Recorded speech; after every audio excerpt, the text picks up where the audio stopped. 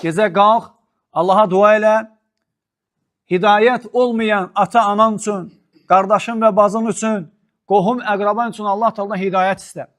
Və vallahi qardaşlar, hər birimiz Allahdan onlar üçün hidayət istəmədiyimizə görə böyük bir peşmançılıq keçirəcəyik. Allahdan istəyir ki, Allah bizi cənnət əhli eləsin, cəhənnəmdən qorusun. Lakin təsəvvür et, Allah sənə şans verib, Allah sənə möhlət verib, birinci özün ibadətdə və doğru yoldasan və fürsət verib ki, sən onlar üçün Allaha dua eləyəsən, onlar da hidayət olsun.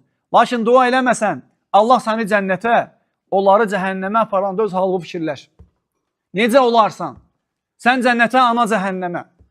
Sən cənnətə, ata cəhənnəmə. Allah Teala buyurur ki, fəriqun fil cənnəti və fəriqun fis səir. O gün bir dəstə cənnət, bir dəstə cəhənnəmdə olacaq. Təsəvvür etsən, gedirsən cənnətə, necə ləzzət alacaqsan? Sən bilə-bilə ata-ana gedir cəhənnəmə. Allah hamımızı qorusun. Allah Teala valideynlərimizə hidayət versin.